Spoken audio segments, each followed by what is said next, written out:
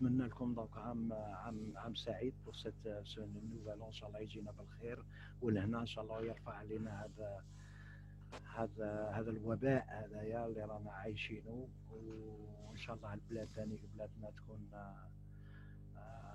تستمر ان شاء الله.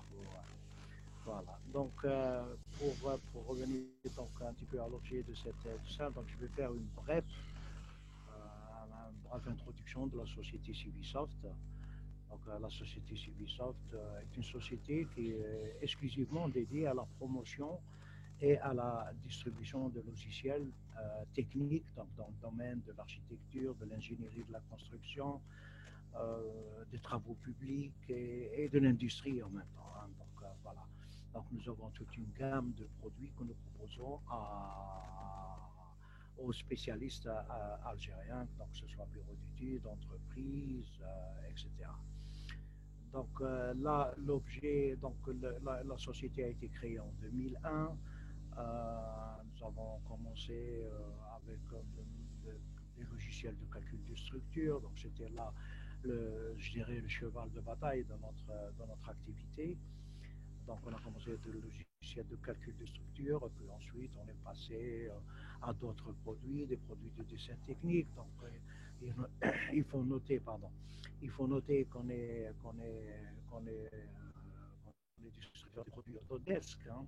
Donc Autodesk qui sont les éditeurs du logiciel AutoCAD et aujourd'hui éditeurs d'une panoplie de logiciels dans le domaine de l'architecture, du génie civil, des travaux publics, de l'industrie, etc.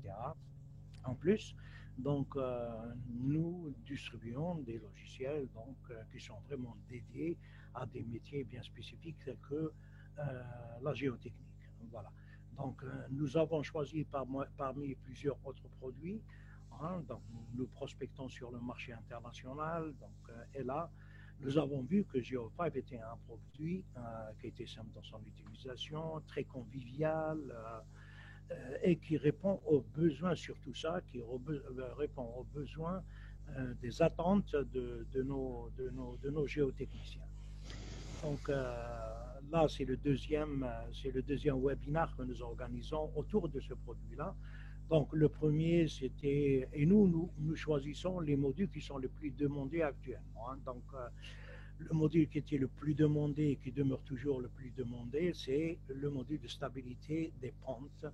Donc nous avons organisé il y a de cela un mois un webinaire sur stabilité des pentes et nous avons constaté qu'il y a eu des demandes à la suite de nos participants et d'autres personnes. Hein, ils nous ont demandé de continuer à présenter le produit Geo5 avec les autres modules qui sont aussi des modules très demandés, tels que le module sur lequel l'objet de ce webinaire, qui est donc le module vérification, conception et vérification des écrans de soutènement. Voilà. Donc aujourd'hui, ce sera le thème. Je ne vais pas trop m'attarder sur mon discours, hein, parce que nous n'avons pas beaucoup de temps. Donc je vais directement donner la parole à l'animateur de ce webinaire, M. Abidi Mohamed El-Hadi, qui est spécialiste géotechnicien, donc qui a travaillé énormément, que ce soit sur ce produit ou d'autres produits, hein, des produits concurrents, des produits voilà, dans le domaine toujours de l'analyse géotechnique.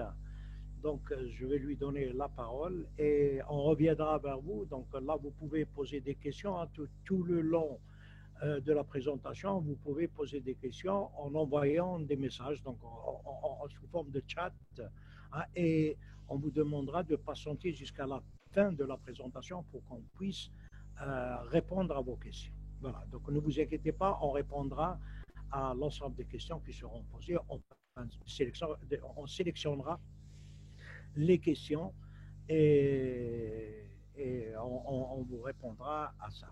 Voilà. Donc, encore une fois, je vous remercie pour avoir accepté notre invitation hein, et j'espère que ce webinaire vous sera utile. Voilà. Donc, à la suite, Si vous avez besoin de plus de précision donc, concernant les prix des modules, parce que le logiciel il est modulaire, il est constitué de 23 modules. Hein. Donc il y a beaucoup de modules à l'intérieur de ce logiciel-là. Et nous allons Abdelkrim, اسمح لي 29 modules. 29 modules, oui, je m'excuse. Parce que là, les packs, moi, il y a 29 modules, c'est vrai qu'il y a aussi les packs, etc. Donc, on vous enverra donc, des propositions commerciales si vous le souhaitez, comment acquérir le logiciel. Il faut savoir que l'ensemble de ces modules-là sont accompagnés de formations à la demande, hein, qui est des prestations à part. Donc, pour ceux qui souhaiteraient avoir des formations, donc nous organisons des formations, que ce soit des formations en ligne ou bien des formations dans nos locaux, puisqu'on est doté d'un centre de formation pour cela.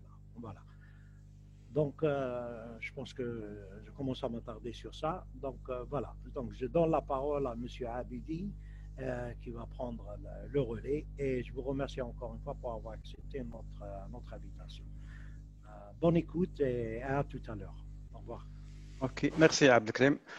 Bon, salam alaikum. نتمنى لكم عيد سعيد إن شاء الله. Donc aujourd'hui, on va continuer sur ce deuxième webinaire. C'est concernant les deux modules. C'est 10 modules intéressants. Le premier, c'est conception des écrans de soutènement. Et le deuxième module, c'est vérification des écrans de soutènement. Donc aujourd'hui, on a proposé l'agenda comme suit. Risque, donc un peu de théorie, risque lié au toilettage, rappel de mécanique des sols, différentes techniques de soutènement, écran de soutènement fonctionnement, écran de soutènement prédimensionnement, type des écrans de soutènement et quelques mécanismes de rupture. Huitièmement, présentation du module conception de soutènement de Geo5. 9. Présentation du module vérification de soutènement. Donc, on va présenter deux démonstrations. La première, c'est conception d'un écran de soutènement d'une fouille. Et deuxième démonstration, c'est vérification et analyse d'une paroi de pieux en béton armé. Et dernièrement, on va vous présenter 5 cas réels, des cas pathologiques de quelques cas qui ont été, donc, il y a des effondrements, des glissements liés au non-dimensionnement, au sous-dimensionnement, etc. En vidéo, bien sûr. Donc, le risque lié au toilettage, comme suit. Par exemple, si on préconise donc, de réaliser une fouille, donc sans soutènement, donc on a 3 risques. Le premier, c'est l'instabilité des talus. Deuxième risque, la présence d'eau. Et le troisième, c'est la surface de terrassement plus grande, donc illimitée. Donc, si vous avez des contraintes autour de votre projet, donc il faut toujours préconiser un soutènement. Rappel de mécanique des sols. Donc, toujours le système de dimensionnement lié au système de dimensionnement, c'est toujours lié au système de contrainte. Donc, état de contrainte initiale dans le sol. Donc, on a toujours le sigma V, contrainte verticale égale poids volumique fois la profondeur Z. C'est ça le principe général. Donc, ce qu'on appelle aussi dans l'MDS, c'est postulat de Terzaghi. Donc, sigma total égale sigma effectif plus pression interstitielle. Donc, la relation entre la contrainte verticale et horizontale est toujours liée avec le K0. C'est le coefficient, comment dire, on appelle le coefficient de Jacqui, coefficient de Poussey. Donc, ça, c'est le cercle de Mohr. Ça, c'est la courbe intrinsèque. C'est les limites de rupture. Donc, toujours, on a l'angle phi et la valeur de la cohésion. Donc, les cercles qui se trouvent sous la droite intrinsèque, c'est stable. S'il dépasse, donc, il y a la rupture. Le principe de Poussy et Buty, donc une approche physique, si par exemple on suppose qu'un écran, on a un écran de soutènement, n'importe quel type, ça c'est la partie sol. Donc, quelle est la force qui assure l'équilibre de cette paroi? Donc ici, on a le déplacement, la hauteur de l'écran, et c'est la force. C'est la force qui nous permettra d'assurer l'équilibre. Donc, généralement, ordre de grandeur de quelques valeurs, c'est la force de Poussy, c'est la force de Buty. Donc, la force passive se trouve sur le côté aval, donc égal à 3 à 4 fois F0. F0, donc si par exemple on dessine le diagramme de déformation et de force, donc si on a la force et les déformations, les déplacements. Donc F0, c'est l'équilibre. Donc F0, c'est pas de déplacement de l'écran. Fp, c'est la force passive. Donc si par exemple le déplacement vers le côté gauche, donc on a la poussée plus grande que l'habitude. Si le déplacement vers côté droit, donc on a l'habitude supérieure au poussée. Donc Fp, c'est la force passive, donc on a le déplacement, et Fa, c'est la force active, c'est la poussée. Différentes techniques de soutènement. Donc, comment choisir le système de soutènement? Donc, en fonction du mode d'horizon, donc soit déblai ou remblai, les données géométriques, des dénivelés à créer, donc quel type ou quelle est la valeur d'excavation, la profondeur, site, soit urbanisé, aquatique, emprise, etc. En fonction aussi du sol et hydrologie, donc la portance, présence de nappes, et dernièrement, c'est l'exigence architecturale, etc. Comment dimensionner ou justifier l'ouvrage? Donc, la justification du soutènement nécessite de comprendre les modes de rupture auxquels on s'intéresse. Écran de soutènement, le fonctionnement. Donc, ici, on a un rideau de pale planche simplement encastré dans le sol, donc sans terrain. Donc, la poussée du terre sur l'écran. Donc, vous voyez que l'écran se déplace vers gauche, vers le côté gauche, avec une rotation et déplacement. Et ce déplacement va causer un tassement au niveau de la surface, qu'on va voir après. Ici, la force de Buty. Donc, le point de rotation se trouve ici. Ici, le contre Buty.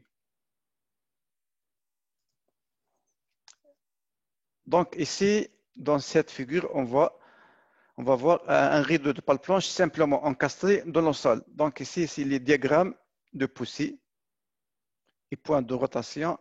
Donc, on a la hauteur libre, H, et la hauteur d'encastrement. On appelle aussi la fiche. Donc, ici, c'est la Buty mobilisée sur le côté aval et le côté amont, c'est le contre Buty. Donc, la rotation se trouve ici.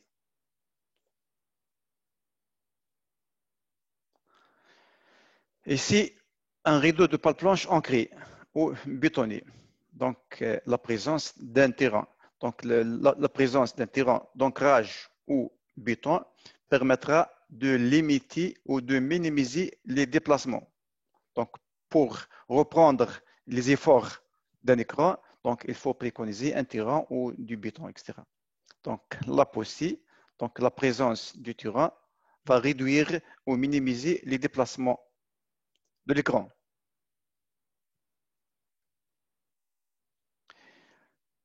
Ici, on a un rideau de pale planche ancré ou bétonné. Ici, donc, le diagramme des efforts. Donc, on a ici la poussée et la Buty. Un écran rigide. Donc, pour les écrans souples, comme par exemple les pales planches, donc la déformation, c'est comme ça. Donc, c'est un rideau souple. Donc, point de rotation, contre-butu, butu, etc. Donc, la présence de tirant permettra de limiter les déplacements au niveau de surface. Le principe de calcul, donc, on a la hauteur H d'excavation, la fiche, l'ancrage, c'est D. Donc, on a les coefficients de Poussy et de butu, Kp et Ka. Et la force de Poussy et la force de butu, force active et force passive. Et la présence des tirants. On a aussi le sol. Le sol se caractérise par 3 paramètres. Le poids volumique, la cohésion et l'angle de frottement interne.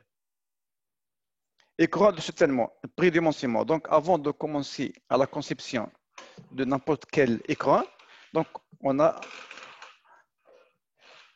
le système de prédimensionnement, donc ordre de grandeur sommaire.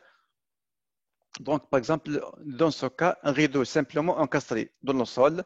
Donc, on prend approximativement la hauteur d'excavation égale à la fiche approximative. Donc, H, ce cas, donc, si la hauteur est limitée de 3 à 4 mètres, sans ancrage, bien sûr.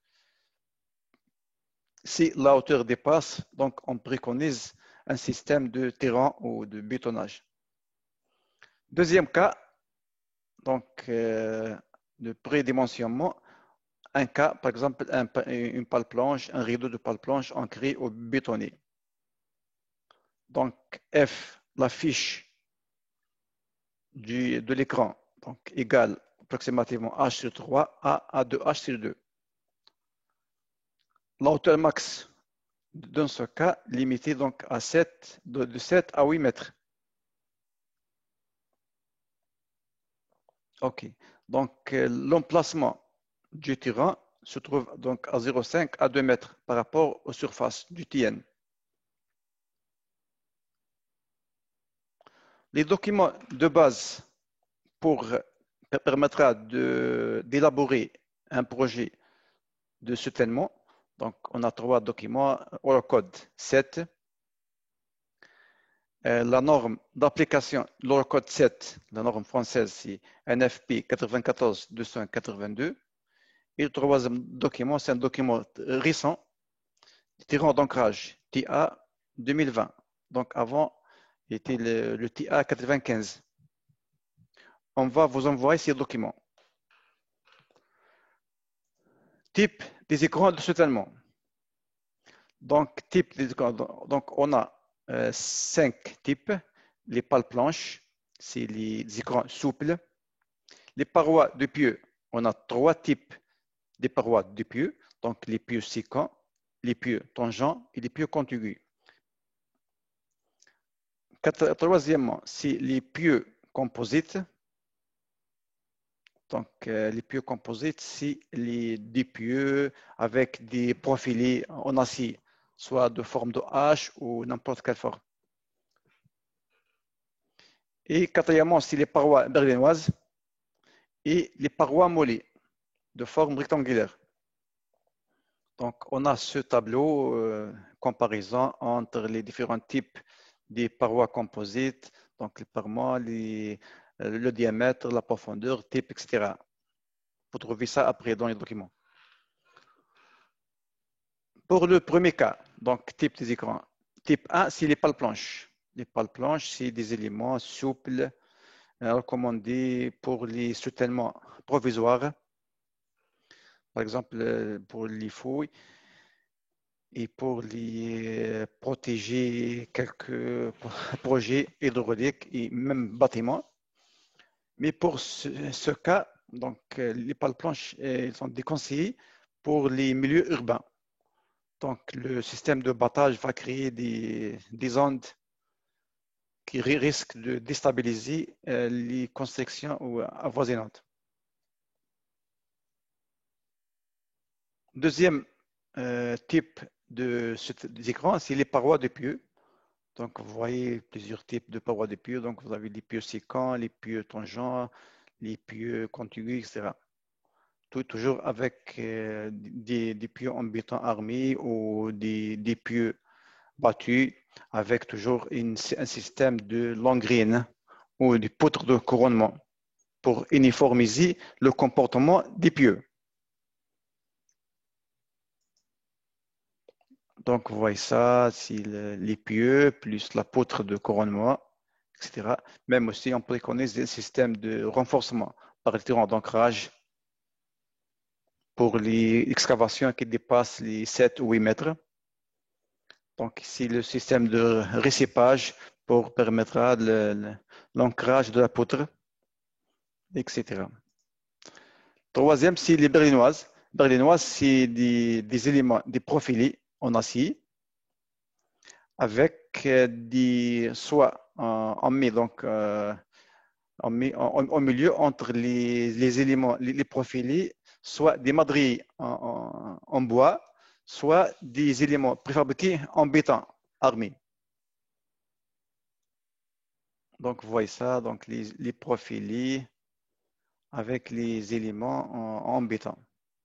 Donc, soit en bas, sous le niveau inférieur de la fouille, c'est des pieux avec des pieux. Donc, on ne préconise pas le système de ferraillage. Donc, il n'y a pas de cage d'armature.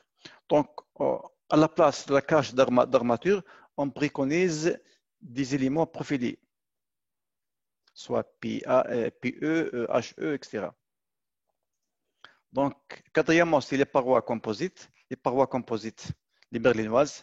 Donc, on a un système côté fouille, côté terre, des pieux non armés en béton, avec des profilés en H. Et sur la partie supérieure de la fouille, donc, on met des madriers ou des supports, soit en acier ou en béton, etc. Donc, les différentes dispositions du système de soutènement. Donc, les composites, les parois composites, donc les sections, donc vous voyez soit pour les pieux séquents, donc 2 pieux ferraillés et un pieu au milieu non armé, donc c'est l'espacement, etc. Soit on met aussi des éléments, des profilés de forme L, U, H, etc. Ça, c'est les différentes sections des parois de pieux. Vous voyez aussi, c'est des madriers en bois avec des éléments en H, etc. Ça, c'est les éléments métalliques, les profilés. Quelques mécanismes de rupture pour les écrans de soutènement. Donc, on a le mécanisme toujours si triangulaire, soit défaut du but écran autostable. Donc, il n'y a pas de tirant. C'est ce qu'on appelle les écrans cantilèvres. Donc, la rupture se trouve comme ça, donc un triangle vers le côté aval. Ici, c'est la rupture pour un appui en haut. Donc, on a soit un béton ou un tirant d'ancrage, le système de rupture. Ici, une simulation en éléments finis. Donc, vous voyez le système de rupture de l'écran. Ici aussi, on a un tirant avec un écran avec tirant d'ancrage, présence de surcharge. Vous voyez la déformation et le système de rupture, donc le déplacement. Vous voyez la position initiale et le déplacement. Donc, le but, le principe général pour limiter ou minimiser les déplacements, donc toujours on préconise des tirants ou des supports comme les bétons pour minimiser la valeur de déformation horizontale. On a aussi quelques mécanismes de rupture pour la présence d'eau. Donc, si par exemple vous avez un projet dont vous avez un sol perméable, donc on a le risque de soulèvement du fond de fouille. Donc, pour cela, pour limiter ce risque, on préconise des terrains d'ancrage sur la partie inférieure ou des micropieux pour stabiliser le fond de fouille contre le soulèvement. On a aussi l'annulation de la butie, ce qu'on appelle le phénomène de renard ou de bolance, donc lié à la présence d'eau. Donc, différent de présence d'eau sur la partie amont et la partie aval.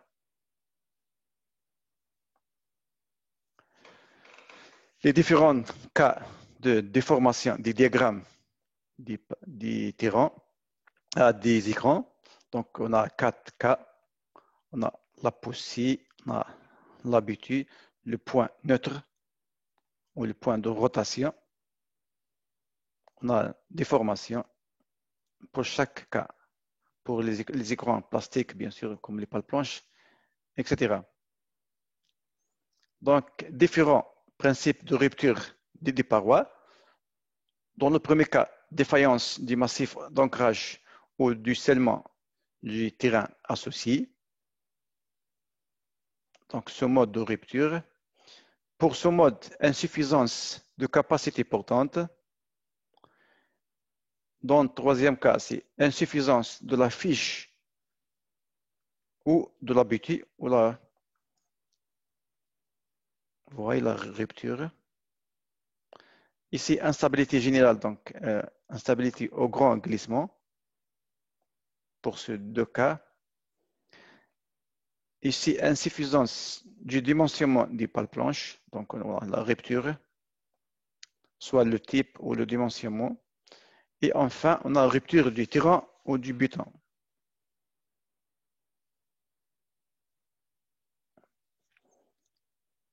Vous voyez dans ce cas, effondrement d'une paroi de pieux sous-dimensionnée. Donc, ils ont préconisé ce type de paroi. C'est une paroi de pieux, mais le déplacement, le risque et la présence du bâtiment, donc une surcharge importante, va influer sur l'écran. Donc, ici, il n'y a pas de tirant, il n'y a pas du béton. Donc, le déplacement, c'est important. Et toujours, le glissement se commence par un petit déplacement, puis c'est l'effondrement. À la fin, je vous montre quelques cas réels en vidéo pour des cas similaires. Donc, pour présenter le module de conception de soutènement, donc le principe de calcul pour ce module, donc c'est la conception. Donc, on a deux types, conception et vérification.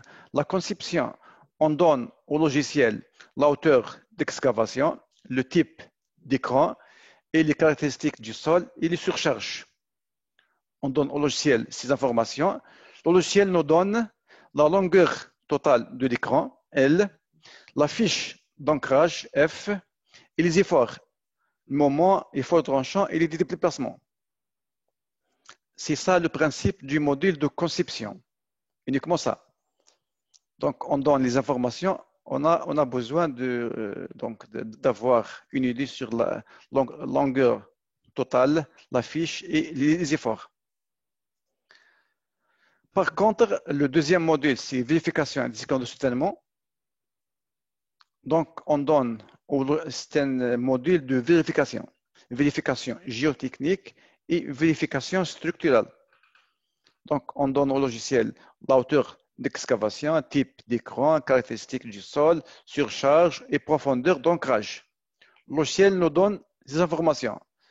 Donc, les efforts, les pressions et les efforts internes, moment, effort tranchant, déplacement, déformation et contrainte, tassement du terrain en surface, utilisation de la résistance passive sur le côté aval, stabilité externe au grand glissement et dimensionnement structurel. Donc, tout ce qui est en vert, c'est vérification et calcul géotechnique. Et tout ce qui est en bleu est calcul structurel, STR. Pour démonstration, une conception d'un écran de soutènement de type paroi de pieux. Donc, on a des pieux de diamètre phi 800 espacés de 1,30 m Donc, on n'a pas la hauteur, la fiche. La fiche, si demandé. Donc, on a uniquement la hauteur d'excavation, c'est 4 mètres. On a bien sûr deux types de sol, sol 1 et sol 2. On a la surcharge. Et on demande au logiciel de nous donner la profondeur de la fiche d'ancrage. Donc, c'est les informations. Donc, je commence.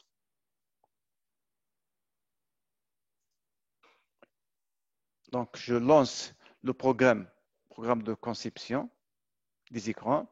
Donc, on a les informations. Donc, projet, c'est des informations générales du projet, etc. Client, description, partie. Paramètres. Choisir, bien sûr. On a choisi le système de coefficient de sécurité. Donc, on a plusieurs choix. Donc, selon le code ou le coefficient de sécurité classique. Le profil, si on a deux profils, donc deux couches, de 0 à 4 mètres et à partir de 4 mètres. Donc, on a deux couches de sol. Type, alors, le partage, je pense, oui. Partage, oui.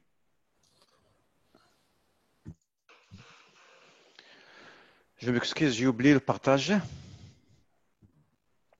OK. Donc, je commence. Le projet, c'est les informations. Donc, je lance le module conception des écrans de soutènement. Donc, je commence la partie haute jusqu'à la partie bas. Le projet, c'est les informations du projet. Paramètres, le choix, quelle norme à appliquer. Donc, on applique les coefficients de sécurité classiques. Le profil, c'est la coupe du terrain. On a deux couches de 0 à 4 mètres et à partir de 4 mètres. Le sol, on a deux types de sol, remblai et sable limoneux. Chaque couche, les informations, donc poids volumique, l'angle de frottement, la cohésion, etc. L'assignation, donc, l'assignation, on va assigner chaque type à la coupe suivante.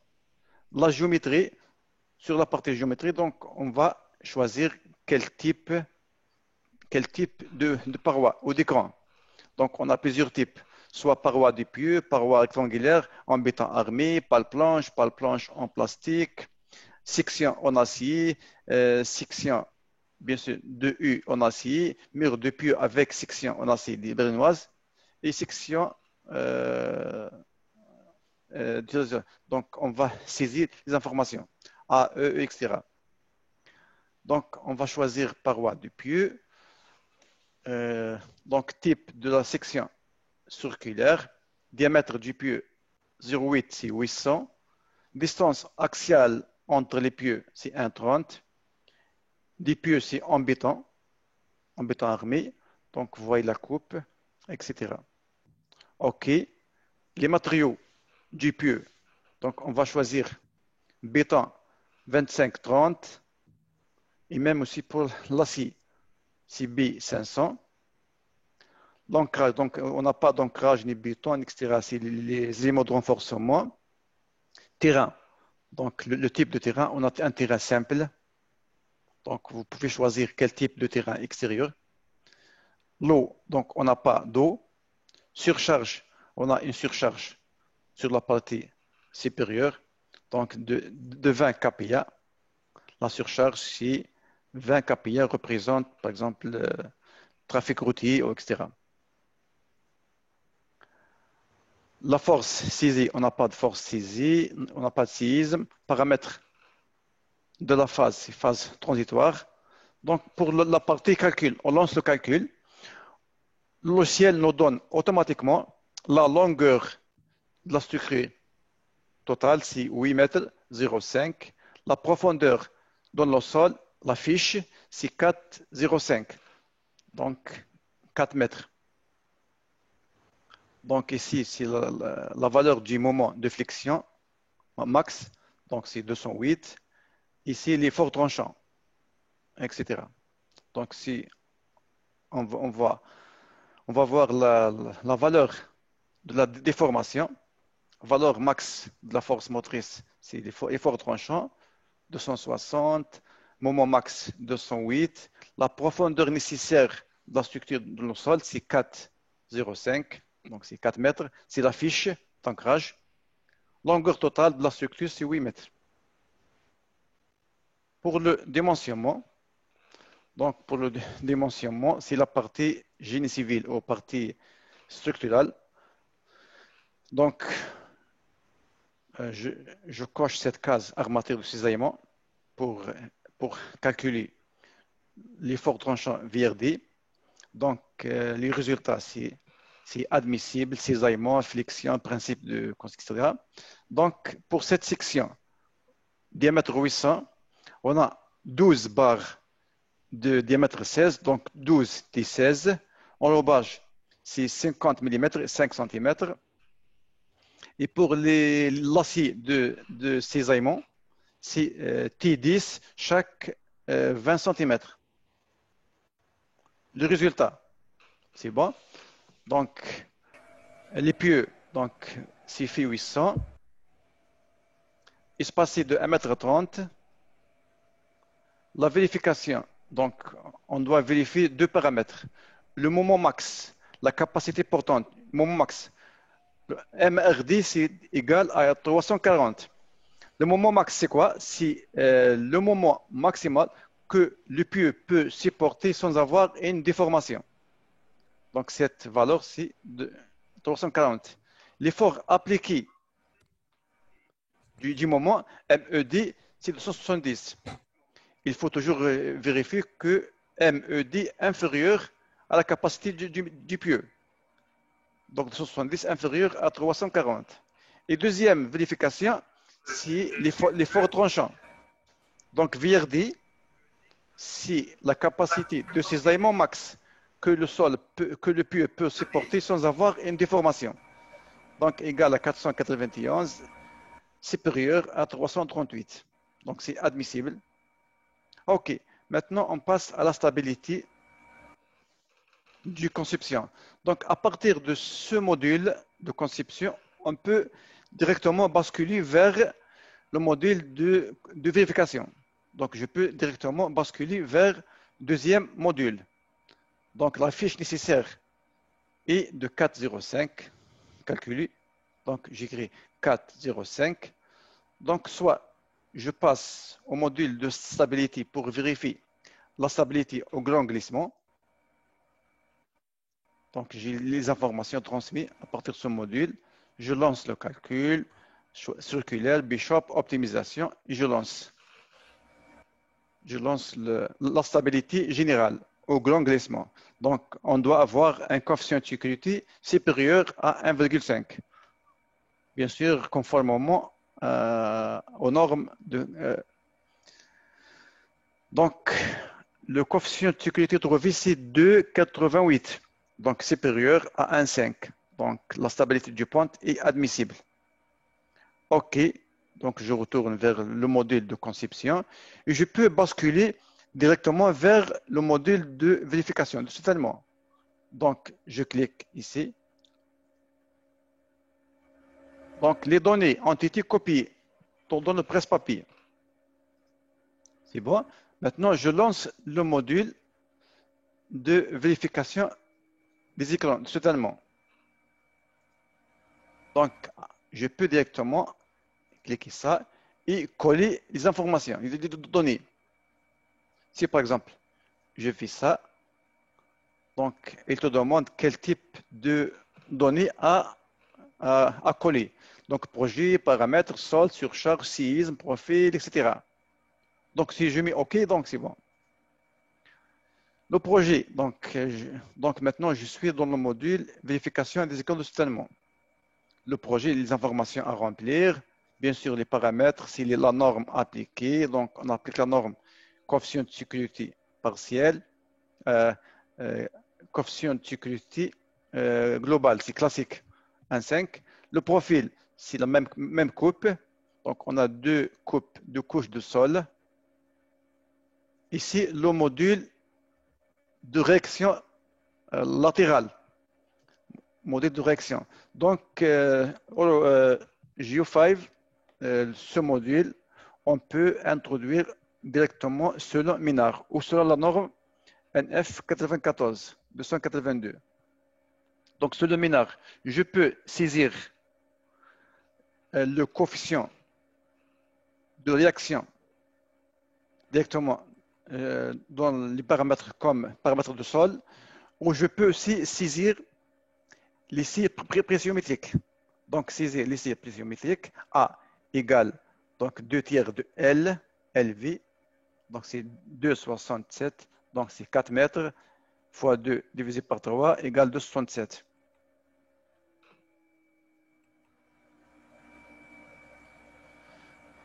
Ah oui, le partage d'écran.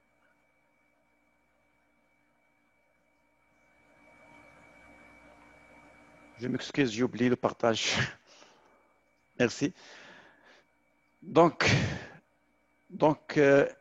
j'ai copié les informations à partir du modèle de conception. Je lance le modèle de vérification et je vais coller les informations.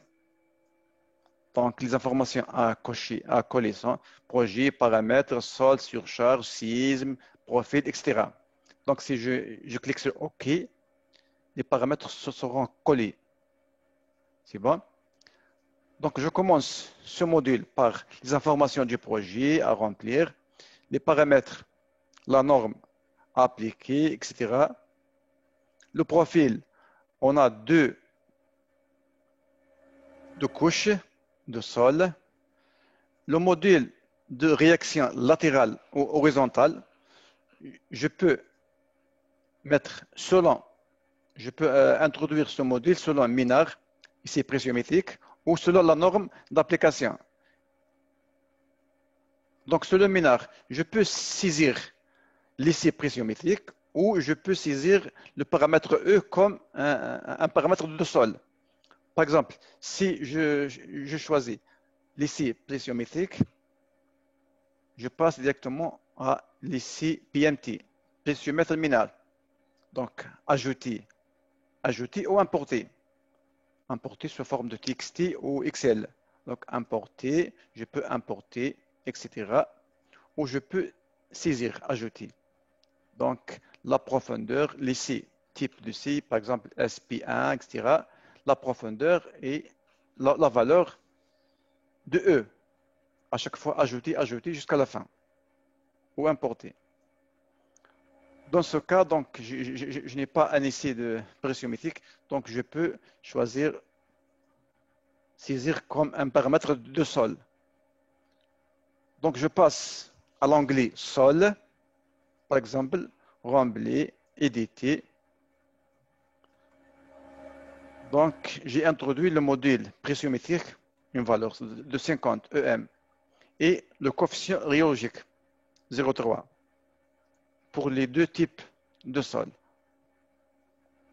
OK, je passe à la géométrie. La géométrie, donc, je laisse tel qu'il est. Éditer, donc, diamètre, donc, j'ai changé, donc, je laisse à 8,05, etc. Donc 0,8, 1,30, etc. OK. Donc, pour ce module, je peux soit introduire un type de structure standard ou avec double rangée de pieux. Je peux choisir double rangée ou simple rangée. Je passe au matériau, donc catalogue c'est 2530, classe du béton, etc. Même la classe de l'acier, longitudinal et horizontal. L'assignation, c'est bon, donc on a deux couches. Excavation, l'excavation, c'est à 4 mètres, etc. Donc il n'y a pas de force. Terrain, quel type de terrain? Donc je peux choisir quel type de terrain. Ou donc il n'y a pas d'eau. Surcharge, on a une surcharge de 20 kPa en surface. La force, il n'y a pas de force, il n'y a pas des éléments de renforcement. n'y a pas de séisme, etc.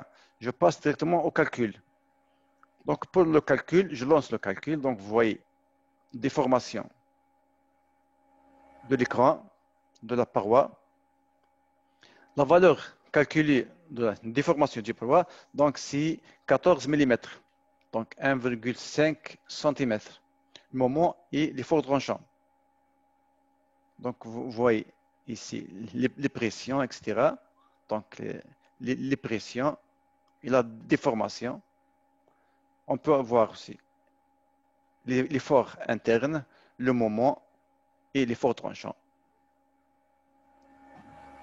Aussi, déformation et contrainte. Donc, la déformation et contrainte. Donc, on a 14,8 mm de déformation, de déplacement. Un tassement en surface causé par le déplacement horizontal.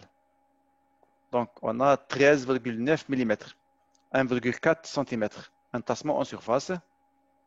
Et utilisation de la résistance passive, ici. Donc, c'est cette valeur. Donc, c'est admissible. La stabilité externe, je lance la stabilité externe. La stabilité au grand glissement. Donc, choisir Bishop, optimisation, et je lance le calcul pour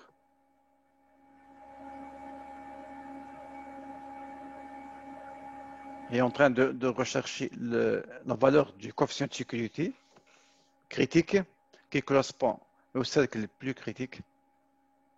Donc, la stabilité au grand glissement, c'est 2,9 supérieur à 1,5. Donc, c'est admissible.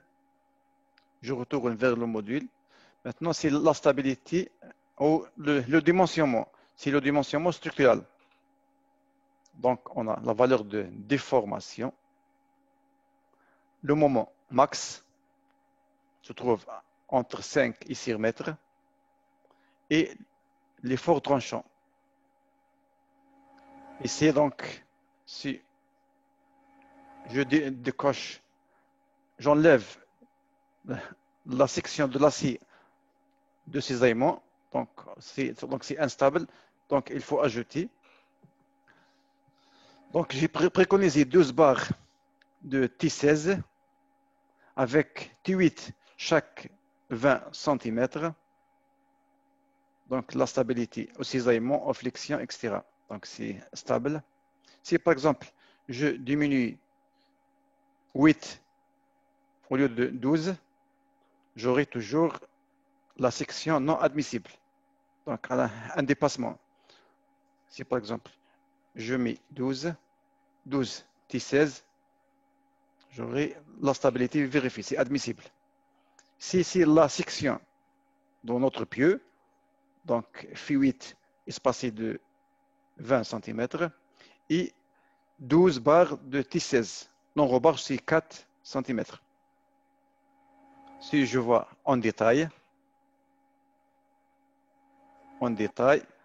donc des pieux des 800 espacés de 1,30 m. Le moment MRD 343 supérieur de 251, le MED. Donc c'est vérifié. L'effort tranchant VRD c'est 314 supérieur à 154. Donc c'est admissible, c'est vérifié. Si par exemple je peux diminuer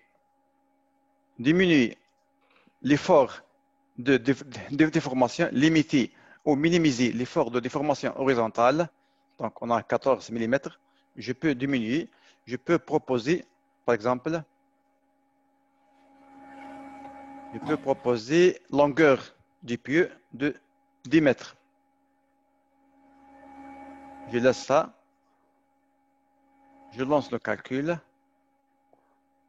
Donc c'est bon, on a la déformation horizontale, c'est 9 mm. Donc c'est même pas 1 cm. Donc c'est admissible. Et la stabilité est assurée. À la fin, je vous montre quelques cas. Alors, je partage l'écran. Je vous montre quelques cas cas pathologiques des cas réels. Donc, le premier cas, c'est effondrement d'un écran sous-dimensionné. Deuxième cas, effondrement d'une fouille non soutenue. Troisième cas, rupture d'une fouille. Quatrième cas, effondrement d'un écran à cause de l'eau. Et cinquième cas, c'est effondrement d'une paroi sous-dimensionnée. Alors, je passe pathologie. Donc, le premier cas, je partage l'écran. Donc, vous voyez ce cas. C'est une paroi de pieux terrantée, mais elle est sous-dimensionnée, ou peut-être le concepteur n'a pas pris en charge la présence d'eau. Donc, vous aurez à voir vous voyez la rupture de cette paroi. Donc, la profondeur dépasse les 12 mètres. Donc, vous voyez que la poussée dépasse la capacité de l'écran. Donc, la présence des terrains, etc., même si des pieux en béton armé, des pieux tangents, mais la pousse. Ah non. OK. Je pense je dois. Alors, je ne sais pas si.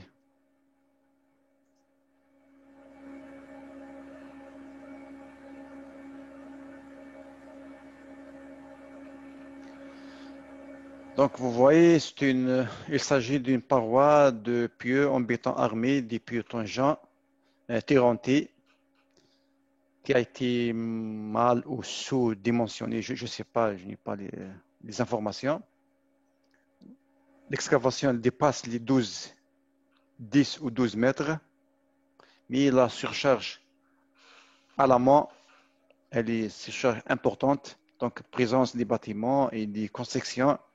Donc, la poussée dépasse la capacité de l'écran. Donc, c'est pour ça, vous voyez que cet écran a été effondré. Vous voyez, c'est la catastrophe.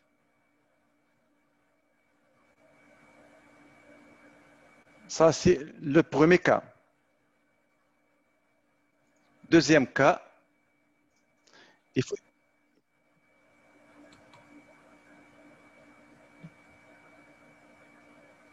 deuxième cas, c'est alors. Deuxième cas, c'est il s'agit d'un bâtiment à côté, mais une fouille non soutenue. Alors, je partage.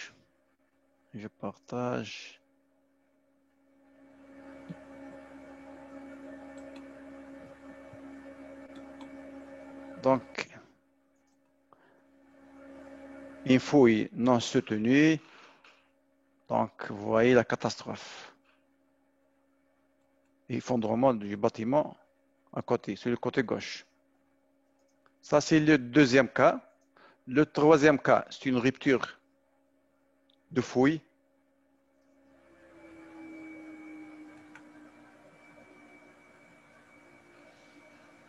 Vous voyez, c'est une fouille non soutenue. Vous voyez les travailleurs, les ouvriers sur le côté gauche. Donc, l'effondrement, oui, vous voyez, c'est la catastrophe. Ça, c'est le troisième cas.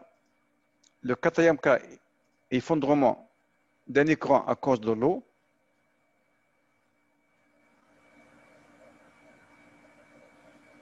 Donc, c'est une paroi de pieux fait 600 avec une poutre de couronnement. Mais nous n'avons pas pris la présence d'eau. Donc, c'est une poussée supplémentaire, mais va causer la rupture et l'effondrement de la paroi.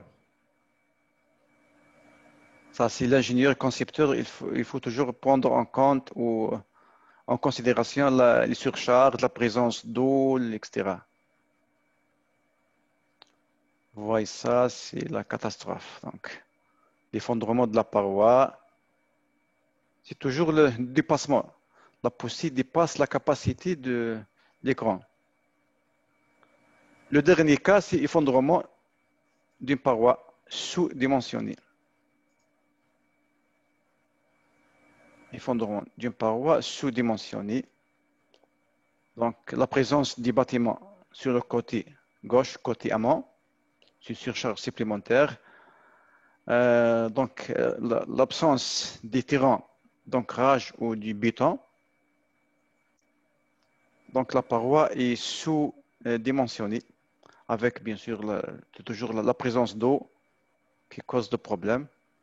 Donc, vous voyez l'effondrement de la paroi. Ça, c'est des cas pathologiques. Donc, il faut toujours prendre en compte dans vos calculs. C'est le dernier cas.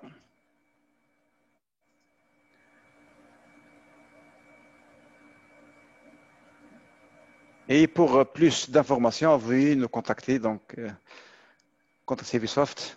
Donc, M. Boujarji, Abdelkrim, vous avez le mail. Soit vous contactez Amina sur le site ou vous me contactez sur mon portable. Et merci pour votre attention. Et si vous avez des questions, je peux vous répondre. Et merci. Allô? Oui, Amina, c'est bon. Oui, monsieur Abedi, merci. Merci. Il y a une question de la part de monsieur Moussa. Est-ce que la méthode de paroi en pieux était adaptée vu la présence d'eau? Oui, bien sûr. Donc, pour le choix du type de paroi, donc si par exemple vous avez une fouille et vous avez la présence d'eau. Donc, si vous avez la présence d'eau, on préconise toujours une paroi de pieux, mais des pieux sécants pour éviter l'infiltration. Et si vous avez des fouilles, l'absence d'eau, on préconise des pieux tangents ou espacés, contigus. Donc, c'est selon le cas. D'accord. Ok. Monsieur Abedi, Oui. atteignez le partage. Le partage. Ah, ok. Le partage. Il faut juste me renommer en tant qu'animateur. Ok. Partage. Participant. Amina. Allez. Renommé comme animateur. Oui. C'est bon? Oh, oui. D'accord. Non, attendez. Plus nommé animateur, oui. Alors, monsieur Abidi, on a une autre question. Comment déterminer la butte mobilisée et mobilisable? Donc, pour la butte mobilisable sur le côté aval de la paroi, alors je vous montre le... etc.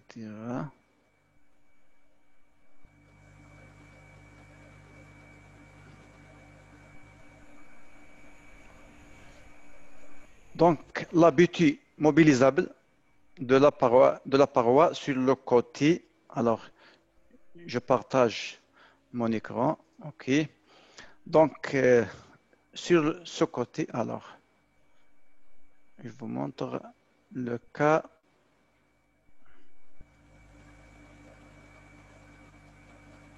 Donc, la butte.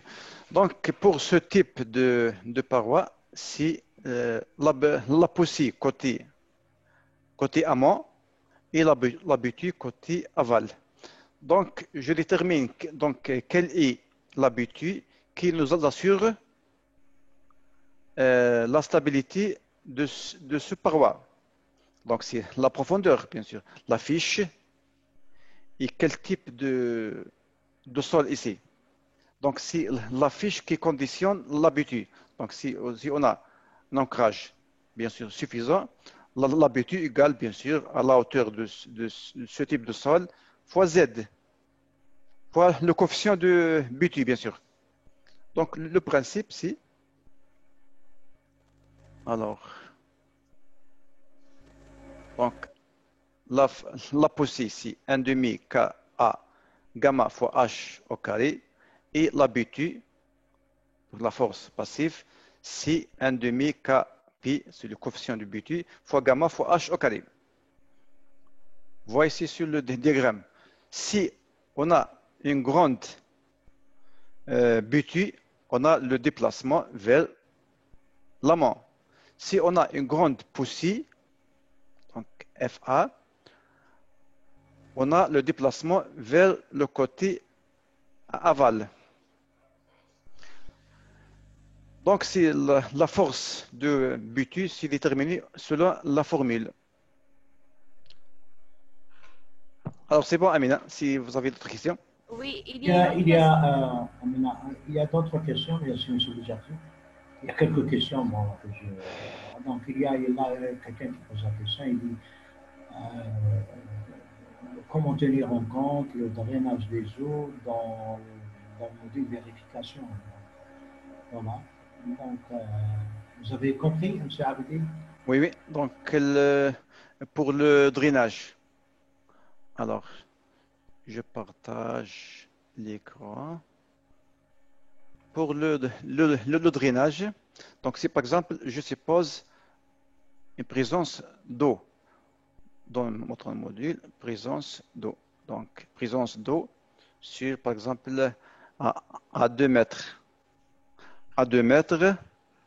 Alors, je partage l'écran. Partager l'écran.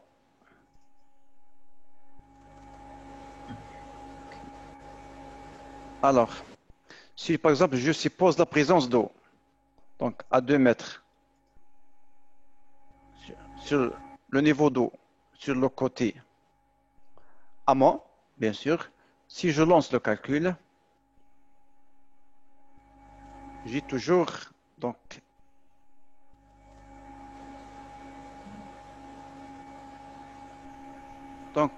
vous voyez que la présence d'eau nous a causé une poussée supplémentaire.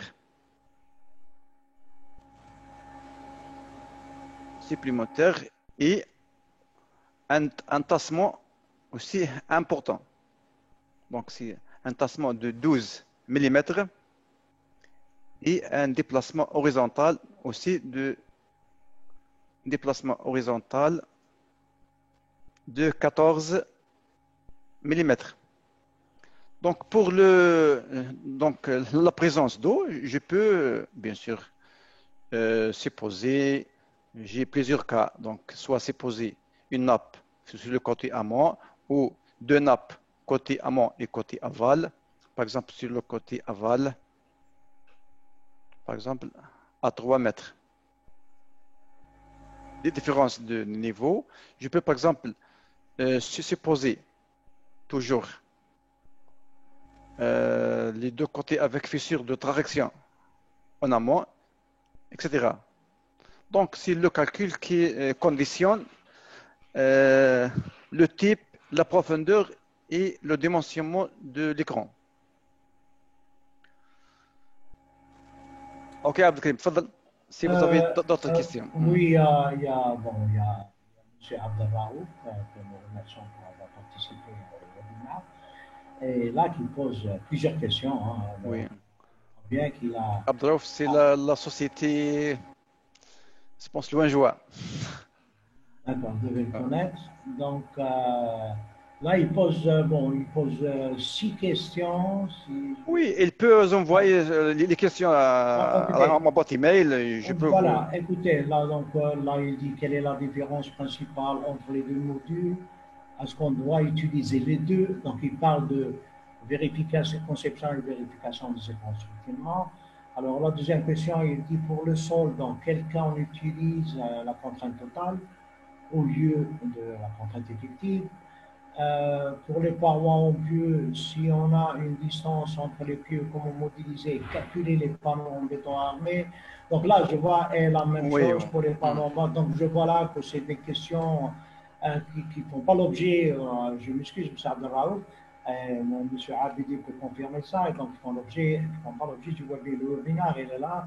Donc on montre quelques possibilités, bien sûr, des modules. Mais là, aller dans les détails, etc.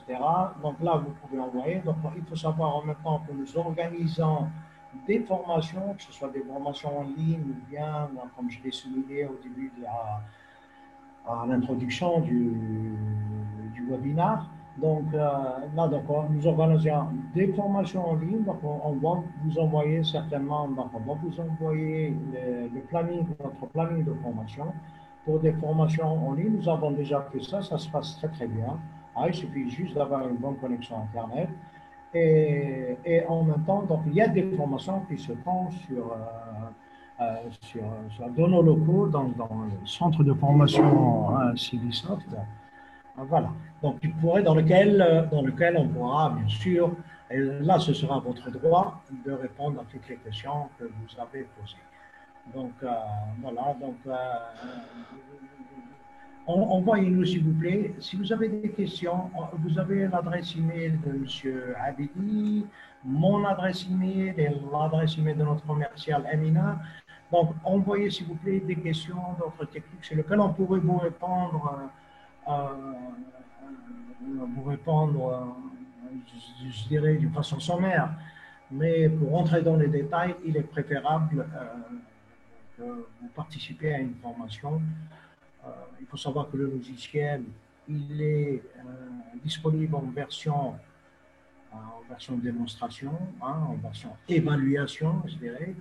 Donc, dans ce logiciel, vous avez tous les modules que vous pouvez télécharger, actionner et utiliser. Il faut savoir que, étant donné que c'est une version d'évaluation, il ne vous sera pas possible, il vous sera possible de faire tous les calculs, de visualiser les résultats des calculs, faire votre analyse, faire et refaire d'autres modèles, mais vous ne pouvez pas sauvegarder les résultats. Donc, Et imprimer aussi. Et imprimer en même temps. Vous ne pourrez pas imprimer. Donc ça, c'est les restrictions de l'éditeur du logiciel. Donc voilà. Un autre point, nous avons fait un petit comparatif. Si vous voulez, on a fait un petit point. M. Abidi s'est permis de le faire. Donc on a fait un petit point comparatif entre les versions originales du logiciel, c'est-à-dire avec licence, et une version piratée du logiciel. Donc, on était obligé, dans l'obligation de faire ce genre de test pour voir si les résultats obtenus, que ce soit d'une version à l'autre, sont. Donc, on a constaté quand même que souvent, il y avait quelques écarts dans les résultats. Et là, il faut faire très attention. Quand on utilise des logiciels de calcul, je dirais utiliser des logiciels de dessin, comme de l'AutoCAD, comme d'autres logiciels de dessin, donc de DAO. Vous pouvez, je suis distributeur d'Autodesk, je n'ai pas le droit de dire ça, mais je dirais, utilisez-les, il n'y a pas de risque derrière, c'est juste des dessins, donc il n'y a pas de risque derrière. Mais quand on utilise des logiciels de calcul, là, le risque est énorme, et vous avez vu, il a pris quelques exemples, M. Abidi, pour voir les incidents qui peuvent arriver sur un chantier dû à un sous-dimensionnement, à un calcul mal établi, ou peut-être, on ne sait pas, l'utilisation de logiciels qui ne sont pas originaux, etc. Donc là, parce que là, même si vous abordez des projets, vous avez, lorsque vous êtes sous contrat de maintenance avec l'éditeur du logiciel, vous pouvez, il y a de l'assistance technique, donc non seulement il y a l'assistance technique de Civisoft, et ceci ne peut se faire que suite à une formation sur le module que vous aurez acquis, donc il y a de l'assistance technique, il n'y a pas de problème. On peut, si vous avez des problèmes sur un projet, vous n'arrivez pas à modéliser un truc, ou ne pas savoir comment paramétrer un paramètre dans le projet, donc on pourrait vous assister rapidement et vous répondre à ça. Donc en même temps, vous avez l'assistance de l'éditeur du logiciel que vous pouvez contacter. Donc vous aurez un espace client qui vous sera réservé par l'éditeur dans lequel vous pouvez envoyer des messages, envoyer des emails. Et là, vous aurez toujours quelqu'un qui va vous répondre à vos questions. Ceci, bien sûr, est toujours je dirais, conditionné un petit peu, si vous voulez, là, conditionné par une formation. Il est préférable, lorsqu'on fait l'acquisition d'un logiciel comme ça, hein, un module, hein, ou 2 ou 3 modules, de commencer tout simplement par l'utilisation par soi-même. Hein. Donc, essayez de découvrir, nous vous enverrons, il y a des vidéos d'apprentissage du logiciel, il y a le support sur papier, enfin en format PDF, il y a le support d'apprentissage du logiciel, il y a des supports d'exemples hein, qui sont traités, etc. Vous pourrez, et lorsque vous êtes du domaine, vous pourrez utiliser le logiciel de cette manière-là, ça, d'utiliser jusqu'à un certain niveau et de dire, voilà, maintenant, il me faudrait peut-être un support un petit peu plus approfondi, il faudrait que, et là, vous demanderez une formation, hein, voilà. Donc, ça, c'est pour éclaircir un petit peu, que ce soit du point de vue risque d'utilisation de versions piratées du logiciel, ou bien, en contrepartie, ce que vous pouvez avoir comme support autour du logiciel qui vous sera, qui vous sera donné, que ce soit par Civisoft ou par l'éditeur du logiciel. Voilà. Donc, je ne sais pas s'il y a d'autres questions. Moi, je vois qu'il y a des questions d'ordre technique. Bon, j'ai bien réagi. Oui, allez-y. Oui, Monsieur Boudiarji, on a laissé les coordonnées, nos coordonnées de Monsieur Abidi et mes coordonnées. Ils vont nous contacter en cas de plus de questions afin de leur répondre. Voilà. OK. Donc, vous avez nos coordonnées, vous avez tout. On vous remercie pour avoir participé à ce webinaire. On compte faire donc d'autres webinaires sur les autres modules qui constituent le logiciel. Comme l'a souligné M. Abidi au début, il y a 27 modules hein, quand même, hein, des modules très intéressants. Maintenant, si vous avez vous, en tant que participant, si vous avez des thèmes sur lesquels vous voulez qu'on vous fasse, qu'on anime un webinaire, envoyez-nous, hein, on va faire une synthèse de tout cela et on va voir le module qui est le plus demandé, sur lequel vous souhaitez voir le module sur webinaire, on le programmera et on vous invitera à ça. Hein. Voilà. Donc, si vous avez ce genre de truc, n'hésitez pas, s'il vous plaît, n'hésitez pas à nous contacter, et on sera là pour vous répondre. Hein. Tout est gratuit, à l'exception de l'achat du logiciel qui n'est pas gratuit, ainsi que la formation. Voilà. Merci. Voilà. Merci bien et merci pour... Il y a juste une question de M. Mohamed Chekawi. Ma question, quelle est la fiabilité des calculs par rapport ce qui récolte à d'autres softs? Ok. Oui, c'est ça. Donc, la différence entre les logiciels. Donc, dans une heure, comme l'a dit Abdelkrim, dans une heure, on ne peut pas présenter deux modules tellement importants dans une heure. Donc, j'ai présenté ça de forme sommaire. Exactement. Il faut savoir que les webinaires, c'est un résumé. Et c'est pas détaillé, c'est pas une formation détaillée, c'est juste un aperçu sur les modules ou sur le logiciel. D'accord? Alors, Monsieur Chekawi, si vous avez d'autres questions, n'hésitez pas à nous contacter. D'accord? Pour Madame Taqi Iman, oui, Inch'Allah, on va faire une formation ou une séance sur les tunnels. Merci de votre participation et à très bientôt. Merci, Monsieur Abidi. Merci. Merci. Au revoir. Au revoir.